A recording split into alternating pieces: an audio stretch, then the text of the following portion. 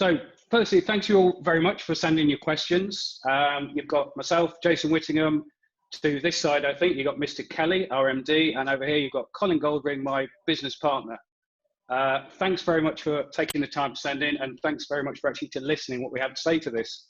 So what we have is we've had quite a few questions come in on similar subjects. So we're just grouping them together to talk about the main topics that have come from the questions that you've been asking us. So one of them was that I'd made a comment recently about the club coming through this in a much stronger position. And I guess in terms of qualifying that, what I would say is that, like most businesses, this situation, terrible situation with COVID, has given everyone the opportunity to sort of step back, take a breather and look at that business, every aspect and every element of the business, be it finance, commercial, operational, fan engagement, ticketing, site development, the stadium. So it's given us a real opportunity to look at where certain things need improvement, where the cracks are, stop painting over them. Let's actually fix the cracks and come through this in a much stronger position. So, you know, we're doing lots of work behind the scenes, site development, which we'll talk about, engagement, commercial, just to make sure that when we emerge and when we will emerge, the club is stronger, not just financially, but also in its efficiencies and in the way it operates. And also quite a few new initiatives that we're looking at to bring in to strengthen the business. Because like we've said, this is a community asset and it's going to be here a long time after we've gone. So everything we do now is working in the best interest to make this club sustainable. And that's always been at the heart of everything we're doing here, to make the club sustainable. In terms of some of those initiatives, when we did the fans forum a while ago, you talked about retail was not strong at the club. Well, we were not in control of retail, but from next season we will be. So myself and Peter, who have many years retail experience, we've been working quite hard on making sure that we get the right balance of product in, women's product, kids product, a good mix, freshness, newness. It's actually given a very strong retail offer. It's not an area that the business has done particularly well. Lots of work going on the events business, thinking of new ways to use the asset, the stadium, the land. Yeah, so Colin, have you got anything to add on business strength? No, other than that, a big part of the strength of us is, of course, the whole club coming together. And by the club, I don't just mean the staff and the players. It's all of us. It's the fans as well as everybody involved, every stakeholder, every member of the Warriors family. And we have all come together for a tough time. I don't think you can undermine just how difficult a situation. It's been a challenge to everyone across the whole country. But as a club, we've met it well. I'm very proud of the way that we've dealt with it. And I think I completely agree with everything you said, Jason. We're coming out the other side a bit stronger. I think what we'll also, just to add, is that stronger means I think we've forged stronger links with community through this, because the support from community and sponsors and partners has been absolutely overwhelming. And I think where you get these shared experiences, you know, everyone in the world at the moment is sharing this experience. It's really, in my mind, brought the club and the community much closer together. And that is another strength that we will have coming out of this. And we are hugely grateful for that support. And long may it continue when we come through. Yeah, I very much feel that as well, Jason. It certainly feels as though, and it's really touching just how much support we've got. And it feels like we're getting through this together, and we will get through it as one big club. Just on being stronger coming out of this COVID-19 scenario, we've made a big effort to keep in touch with all our staff and our players. Zoom has played a major part in that, as I'm sure you all know and love. An amazing thing that everybody found. So we've kept in touch with everybody, even though that most of them are furloughed. And we've been in the background, certainly the owners and I have been looking at a stronger plan when we come out of this, which we've talked about to a certain extent. But from the basis is, what would we do if this was a brand new club and we were starting again? What's the ideal scenario? And we have plans for that. So it's an interesting time. But I just would like to say I'm really proud of all the people who work for us. And I know other businesses have done the same, but they've been magnificent, quite frankly, and under difficult times. And I just think it's really important that we've kept in touch with them and kept contact, because contact is the key thing. So it's still going on. It's 8 weeks. We don't know when it's going to stop, but keep in touch with each other. That's what we need to do. I just want to add one more thing as well, just to thank all of the emergency services and frontline support through this. And one of the things you have noticed, that there's a COVID station over on the car park, COVID testing station. And when we were first contacted by this, about this, I think it was the Thursday of 1 week. And for us, it was a no-brainer. So, well, of course, you can use it. There's no charges. We'll support it. The efficiency of which that was set up, they called us on the Thursday, and by the Tuesday, it was fully operational. And it's been maxed out most days. And it's just been an incredible testament to the efficiency of the services and the way they're trying to get through all of the testing that everybody wants right now. So just a big thank you for those, and absolute respect of the way they got that thing set up so quickly and running. That's what you get when you link up the NHS and the MOD as a powerful grouping, and it was so quick how they put that thing together. It's incredible. Going on to the next bout of questions. A lot of questions about season tickets, which obviously we expected. So I just want to take you through a little bit of that. So as you'll have probably seen, we've just launched the season ticket campaign for next year. We've been talking about this for the last 3 or 4 weeks. What's the best time to do it? Should we do it? Shouldn't we do it? What we've done is talk to other clubs. So we're talking to other clubs a lot, at the owners level and at CEO MD level. Several other clubs, at least 7, already launched their season tickets anyway, just before COVID kicked in March. They're actually selling, they've been selling tickets all the way through this. They're selling tickets this week. So that gives us some hope. And mostly we talked to several of you guys, season ticket holders, who wanted us to launch season tickets for next season. And that's fantastic. So we have. It's a very positive thing to do from our perspective. It gives us hope, and we all want to be back there. We all, look, it's behind my shoulder. We all want to be here shouting the boys on. So it's good to look forward to in September. So we've put them on sale. We've reduced the price. As you've seen, I think it's the cheapest price since 13-14 season. We've got a full season ticket, and we've also introduced a half season ticket, which is 8 games, because we do appreciate that at this moment in time, somebody might not say, well, I'm not sure I've got the money at the moment to buy a full season ticket. Buy a half season ticket, and that will start when you actually come to your first game, when we've put it on for the public to come and watch rugby again. So that's good. So it's cheaper. And the other thing is, if you buy one, it's guaranteed price, as you'll have seen. It's guaranteed price for the next season as well. So there's a price freeze. So we're trying to be as fair as we can. But we're delighted you've supported us as season ticket holders over the last 8 weeks. It's been fantastic. And we'd like you to support us even further by buying some season tickets. But we do also understand times are hard for certain people. But if you can, please do. The next sort of question on season tickets was about when are you going to refund our money? But actually, to be fair, not many of you asked that, which is also good. And the answer to that is if and when we cancel. Now, we haven't cancelled yet, it's postponed. And if and when we do cancel, then we will put a refund process in place. And I'll tell you in advance, what we're trying to do is give you 3 options. You can get your money back, i.e. a proper refund through a particular process that we're setting up. You can leave your money there and we'll put it on account. And that means it's against your name. And next season, when you come back, you can spend that in the shop, on food, on beverage, on tickets for your friends, whatever you like. So it's on account, it's actually yours, you haven't wasted it. And the third way is just to leave it there for the club, so we can continue and come out of this and employ as many people as we can at the end of it and be sustainable. So there's three options there. So that will be, and again, I must stress, that comes into play when we've cancelled. And as you're well aware, things change on a daily basis. So we don't know when that's going to be, but as soon as it is, and we are in continual conversations with other clubs, and we will cancel these things together, because the season's either going to continue or it's going to be cancelled. And we should know that, well, who knows? Could be tomorrow, could be next week, could be 3 weeks away. We don't know. But as soon as it does, that's what we're going to do. So thank you again, season ticket holders, really supporting this club. It's fantastic. So, owners? I've just got two things I'd like to add to it, other than to just repeat that. Thank you, Peter. I think it's genuinely touching how much those fans and season ticket holders that have carried on paying the direct debits, or those that already bought it, kept them going. The support, especially as you say, everyone's going through hard times at the moment, not just the club, but for those people coming together, that just really shows just how connected we all are.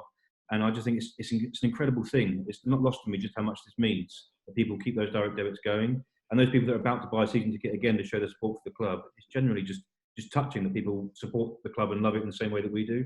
I think it's an incredible thing that people are doing. So thank you everyone again. In terms of the playing out the rest of these games, I'd just like to say that at Prem Rugby level, where Jason and I also sit, there's a commitment to where we can do it safely, finishing off that season. It's something that's continually being worked on. There's been a massive amount of work gone on at club and at Prem Rugby level to see how can we make that happen. But primarily, player, staff, and fan safety has to come first. Absolutely. Yeah, that was the only point I was going to add to, Colin. You're absolutely right. You know, we have not yet cancelled. Centrally, we're making every effort to finish this season, and there's still plans being made, and there's still an expectation that we will absolutely finish this season. But exactly like Colin said, it's about health and safety paramount. Players, staff, coaches, health and safety first. Good. So the next section of questions was around coaching and what next season looks like. So I'll pass you to Colin, who's going to enthuse about that because it looks very exciting. Can I just say we're not changing our name to Bristol Bears on this point? No, you can't. Edit that out. I won't say that. I won't say that. Leave it in. But we are hugely grateful for everything they're sending our way. Sorry, Colin, go on. So the reason Peter's picked me for this one is because he knows how excited I am about next season with the coaches coming in. There's actually a lot of work done behind the scenes long before COVID hit in making sure we had a world-class coaching squad. And what we've seen in multiple sports is that you can have individual coaches that are excellent at what they do, but unless they have really strong synergy between them, it's nowhere near as effective. And if you've got a good group of coaches that work well together, that's so impactful. It's as important as having the right players. Having the right coaches is just as important. And I'm really excited about the squad we put together next year. The retention rates were fantastic. You know, the players from last year showed their commitment to the club in re-signing again. So thank you to all the players that showed faith to the club. There's massive synergy with these boys that we're bringing in. Of course, and a lot of them you'll have seen have historic connections to the club, which we love as well. They're passionate about the club. And you know, you've only got to sit down with those coaches for 5 minutes and to hear the bits that they love about the team. You know, the fact that Worcester is known for being a formidable force to come up against, and that there's certain parts of the game that you just can't teach. It has to come naturally with the squad and the culture, and he sees it there. And I just think, you know, I'm really looking forward to seeing what the coaches and players do next year. Well, I'll just add to that as well. We're also hugely grateful of the work done by the coaches and players that are leaving us at the end of this season. And just to say, we hugely value the contribution they've made to get Worcester where it is today. And we wish them all of the best for their new positions. Yeah. I also, I know there's quite a few questions about things that we can't answer, about when's the season going to start, etc. What we can tell you, though, is that the players, although all furloughed, have been keeping themselves fit, which is pretty important. And all the other clubs are doing the same thing. They're keeping fit at home. They're getting some advice about fitness because we gave them that when they left 8 weeks ago. So they've got programs to follow, and they're professionals, so they're following it. But they're all waiting, I'll tell you, really keen to get back into this stadium behind me and start proper training. But as Colin and Jason have just said, we cannot do that until it's safe to do so. And we have to have advice from the government first, and then PRL and RFU to do that. And that's changing on a daily basis, but it's looking more optimistic. But they're dying to get back in, but they're fit. They're a fit lot. So we're really happy with that. The next lot was about site development, boys, which I'm sure you can take. Yeah. So there's quite a few questions about has this pandemic situation caused a delay or any problems into the development of the Sixways site? And yeah, as we say every time, the development of Sixways site is the story that just keeps on giving but never actually delivering. Well, what we found is that during this lockdown time, that the council authorities have been hugely engaged with us and supportive of us to now actually take this time to make sure that when we emerge from this situation, which we will, that we've got some good news stories for Worcester. And one of those good news stories would be a planning approval and a site plan for Sixways. So we have been working incredibly hard. And again, this is just to thank all those people that have been involved thus far, from the council, university, who was hugely supportive.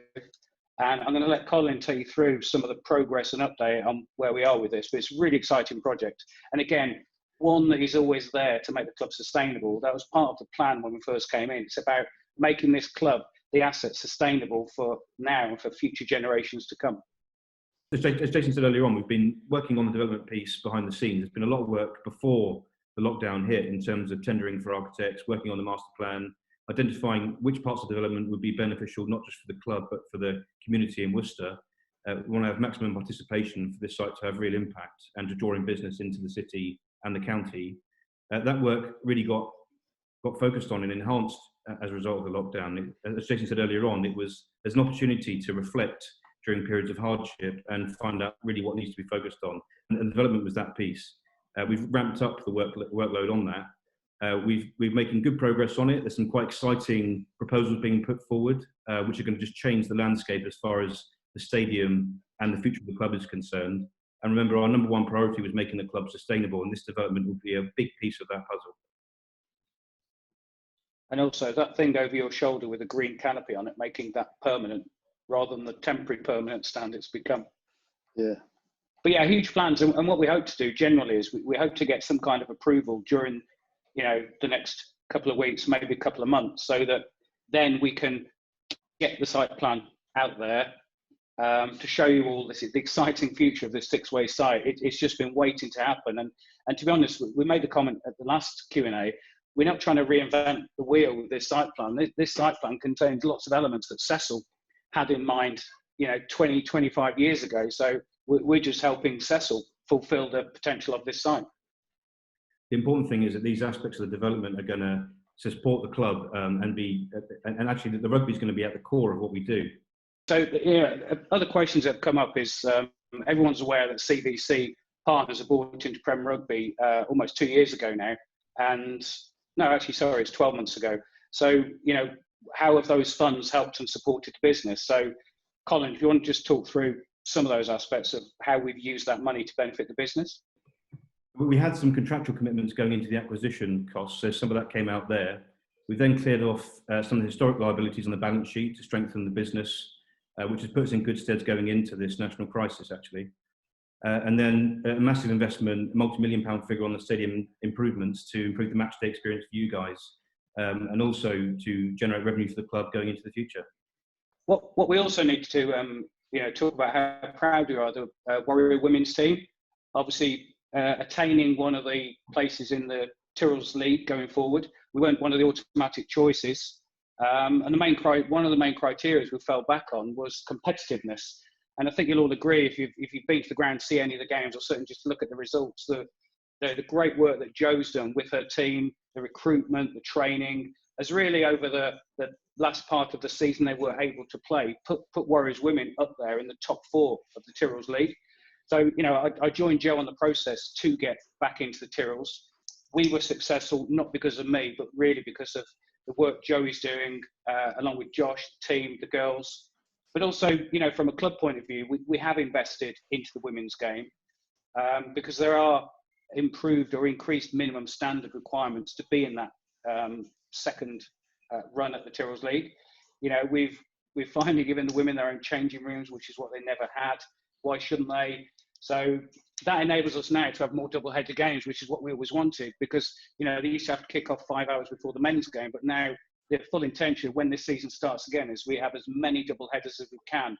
And just to add, again, your support of the women's team, part of the analysis they did when looking to submit nominations and also allow people in was attendances to promote the women's game. And Worcester Warriors has the highest average attendance within the women's league by none. So well done to the team, well done to everyone who supports it through social media, and a big thank you to all of the fans and supporters that turn up that little bit extra to watch them and support them.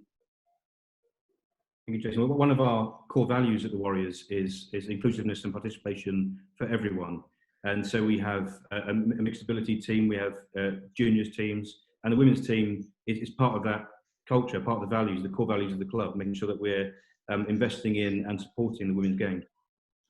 So a couple of other questions that were around kit and kit provider. So we've got a new one, as you've seen. We've already put that out there. We've got Neil's, very proud to use Neil's, who are an Irish company, so they're UK based. As you've seen, I don't know, but behind the scenes, you may not have seen this, but we've got a policy of keeping it local. So when we go for drinks, food and beverage, procurement of anything or any service, we try and keep it local because we think that's right to do, because it's all about community and Worcester. And so we're really proud of going with signing up with O'Neill's, who are a UK-based company. They've got manufacturing in Southern Ireland, but also Northern Ireland. Our lead times are going to be shorter. And in fact, Jason mentioned it before about we've got some experience in retail, so we're looking at the range, which is going to be much better.